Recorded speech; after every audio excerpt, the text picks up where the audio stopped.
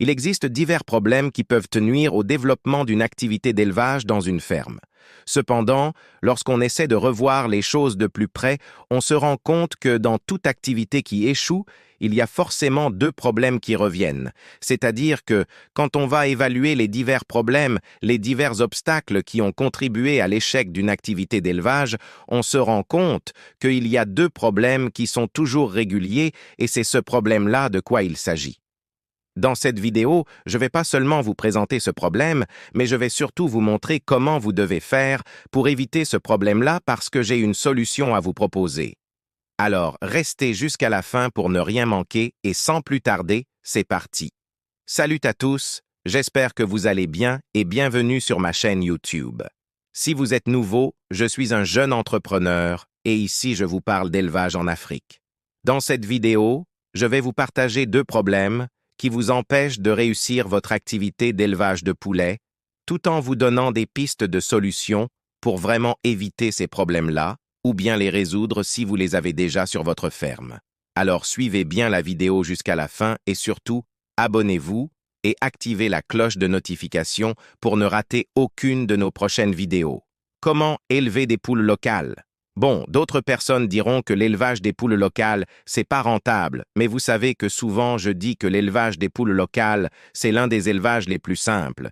Et quelqu'un qui maîtrise l'élevage des poules locales peut facilement s'orienter vers l'élevage des poules locales améliorées, et plus tard, pourquoi pas avec les poules d'échir et les poules pondeuses. Donc, l'élevage des poules locales, c'est vraiment la base pour débuter bien votre élevage. Si vous aussi vous êtes débutant en élevage et que vous ne savez pas réellement comment débuter, l'élevage des poules locales, c'est ce que je vous conseille. C'est très simple et pas besoin de connaissances extraordinaires pour commencer. Le premier problème qui empêche de réussir l'activité de l'éveil de poulets, ce sont les maladies.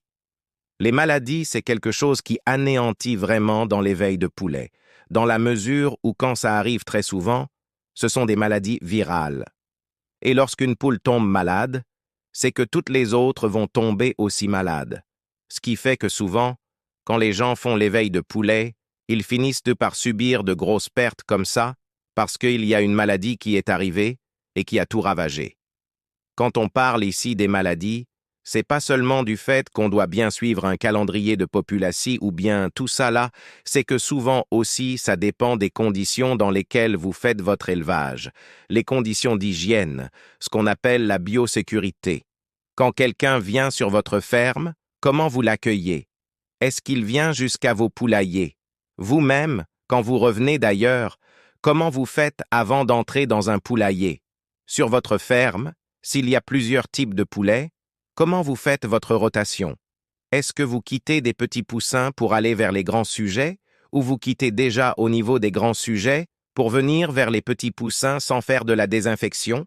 Donc, il y a beaucoup de choses qui entrent en jeu lorsqu'on parle ici, en fait, de comment éviter les maladies sur une ferme. J'avais fait une vidéo dans laquelle j'expliquais qu'il y a aussi les provenderies, qui sont source de maladies très souvent.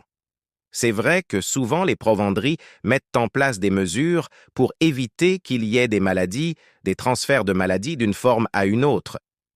Mais ça ne suffit pas. Vous-même, quand vous allez à la provenderie, vous devez être très prudent. Souvent les gens vont à la provenderie comme ça. Ils vont aller pour composer l'aliment et ils reviennent apparaître dans leur ferme. Après une semaine, ils vont constater une maladie qui arrive alors qu'ils avaient déjà fait certains vaccins. Ils ont suivi des plantes pour flasher tout cela, et ils ne comprennent rien.